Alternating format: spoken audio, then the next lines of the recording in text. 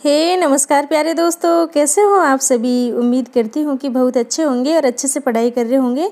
दोस्तों हम इस पार्ट को स्टार्ट करते हैं। आप सभी को मालूम है कि 2000 क्वेश्चन की सीरीज से संबंधित है ये पार्ट हमारा। चलो तो स्टार्ट करते हैं। देखिए फर्स्ट क्वेश्चन है, आचार्य रामचंद्र शुक्ल के अनुसार देव ने किसके यहाँ पर सुख से काल यापन किया। देखिए दोस्तों आपको बताना, आचार्य रामचंद्र शुक्ल जी के अनुसार कि जो देव कवि है उसने किसके यहाँ पर सुख से अपना जीवन जिया। ठीक है, काल यापन सुख से किया। तो बताइए, भोगीलाल के यहाँ, अद्वैत सिंह के यहाँ, भवानी दत्त के यहाँ, मोतीलाल के यहाँ। तो इसका जो सही उत्तर है वो है मोतीलाल। ठीक है दोस्तों, मोतीलाल बिल्कुल सही उत्तर है यहाँ पे हमारा। देखिए दूसरा क्वेश्चन देखते हैं, घन आनंद कवित के संपादक कौन है। दोस्तों यहाँ पे संपादक का नाम आपको बताना है। ठीक है, घन आनंद कवित के संपादक का नाम। तो मैं आपको बता दूं कि इसका सही उत्तर है वो है वज्रनाथ। ठीक है दोस्तों, डी ऑप्शन इसमें बिल्कुल सही है, वज्रनाथ। देखिए दोस्तों नेक्स्ट क्वेश्चन, आचार्य रामचंद्र शुक्ल ने किस रचना को श्रृंगार रस का सार ग्रंथ बताया है। बताइए दोस्तों, आचार्य रामचंद्र शुक्ल जी ने कौन सी रचना को श्रृंगार रस का सार ग्रंथ बताया। ठीक है, तो बताइए दोस्तों क्या है इसका सही उत्तर। पद्माभरण है, बिहारी सत्सई है, रसिक प्रिया है या फिर है जगत विनोद। तो इसका सही उत्तर है जगत विनोद। ठीक है दोस्तों, आचार्य रामचंद्र शुक्ल ने रीतिकाल का प्रवर्तक किसे बताया। दोस्तों आपको बताना है, आचार्य रामचंद्र शुक्ल ने रीतिकाल का प्रवर्तक किसे बताया। आपको कितनी बार मैं बता चुकी हूँ कि चिंतामणि त्रिपाठी को बताया। ठीक है, तो ये इसमें बिल्कुल सही उत्तर है यहाँ पे। नेक्स्ट क्वेश्चन देखो जल्दी से। देखिए दोस्तों, कौन सी रचना देव की नहीं है। आपको बताना है कि इन चारों रचनाओं में से देव कवि है, उनकी रचना कौन सी नहीं है। तो देखिए दोस्तों, आप सभी जानते हो कि भाव विलास है, रस विलास है, काव्य रसायन है, लेकिन काव्य निर्णय है ये देव कवि की रचना नहीं है। ठीक है दोस्तों, देखिए नेक्स्ट क्वेश्चन, मतीराम कृत ललित ललाम की विषय वस्तु क्या है। मतीराम की जो रचना है ललित ललाम, इसकी विषय वस्तु क्या है। तो दोस्तों अलंकार है, हम पहले भी इसको देख चुके हैं एक बार।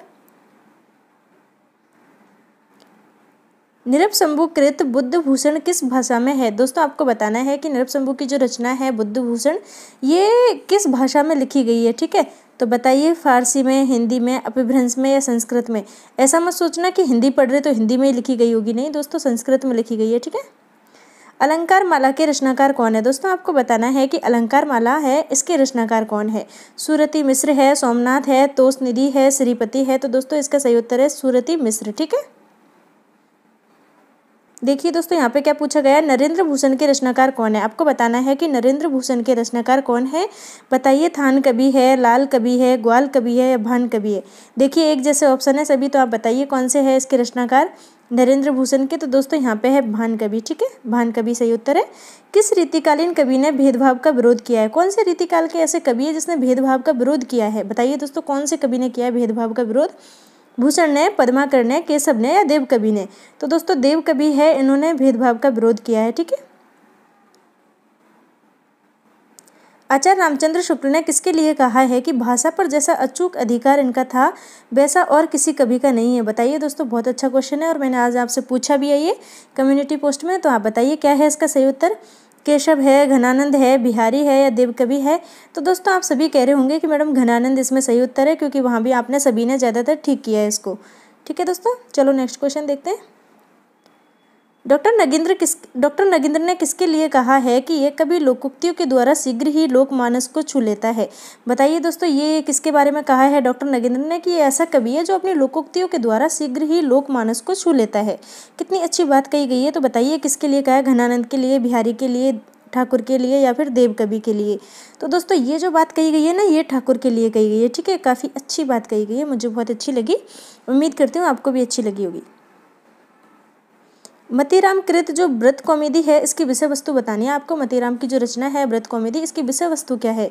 तो दोस्तों इसकी जो विषय वस्तु है वो है छंद। ठीक है, छंद बिल्कुल सही है यहाँ पे। आचार्य रामचंद्र शुक्ल ने किसे लक्षण ग्रंथ परंपरा की अंतिम प्रसिद्ध कवि कहा है। देखिए दोस्तों, एक बार मैंने आपसे पूछा ये क्वेश्चन और दोबारा से आ गया है।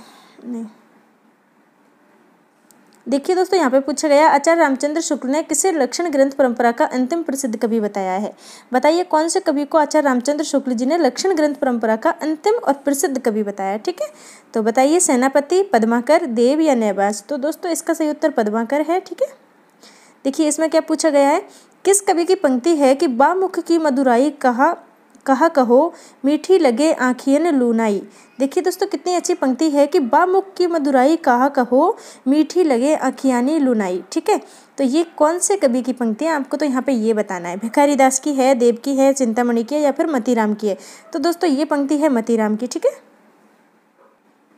देखिए यहाँ पे पूछा गया है कि सेनापति कृत जो कवित रत्नाकर है उसकी पहली तरंग है वो कौन से, उसमें क्या प्रधान है, श्लेष रस प्रधान है, अनुप्रास प्रधान है, रूपक प्रधान है या उत्प्रेक्षा प्रधान है। ठीक है, तो बताइए कौन सा प्रधान है उसमें पहली तरंग में। तो दोस्तों श्लेष प्रधान है। ठीक है, सेनापति की जो कवित रत्नाकर है उसमें। ये काफ़ी अच्छा और अलग क्वेश्चन है दोस्तों, इसको अच्छे से देख लेना एक बार। ठीक है, देखिए नेक्स्ट क्वेश्चन देखिए, टिकैत राय प्रकाश व भड़ोबा संग्रह के रचनाकार कौन है। देखिए कितना अच्छा क्वेश्चन है, आपने कम ही पढ़ा होगा। ये टिकैत राय प्रकाश और भड़ोबा संग्रह है, इसके रचनाकार कौन है बताइए।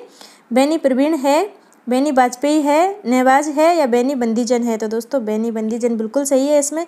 ठीक है, देखिए यहाँ पूछा गया है कि द्विजदेव का मूल नाम क्या है। ठीक है, तो आपको मूल नाम इनका बताना है। बताइए क्या है, मानसिंह है, राम सिंह है, प्रताप सिंह है या रसलीन है। तो इनका जो मूल नाम है वो है प्रताप सिंह। ठीक है, प्रताप सिंह बिल्कुल सही उत्तर है इसका। द्विजदेव का मूल नाम है प्रताप सिंह। नेक्स्ट क्वेश्चन देखिए, यमुना लहरी किसकी रचना है। आपको बताना है कि यमुना लहरी है ये किसकी रचना है, ग्वाल कवि की, दूल्हे की, बैरीसाल की या दलील प्रकाश की। तो दोस्तों ये आप सभी को मालूम है कि ग्वाल कवि की है यमुना लहरी। ठीक है, तो इसका सही उत्तर हो जाएगा ग्वाल कवि। ठीक है, यमुना लहरी। लास्ट क्वेश्चन है इस पार्ट का, इसको देख लीजिए एक बार अच्छे से।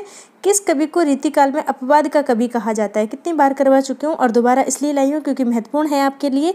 तो दोस्तों आप सभी कह रहे होंगे कि भूषण है इसका सही उत्तर। ठीक है, तो भूषण ही है इसका सही उत्तर। भूषण को रीतिकाल में अपवाद का कवि कहा जाता है। ठीक है दोस्तों, चलो दोस्तों अब हम मिलेंगे नेक्स्ट पार्ट में, तब तक आप अच्छे से पढ़ाई करते रहो। ठीक है दोस्तों, ओके बाय बाय।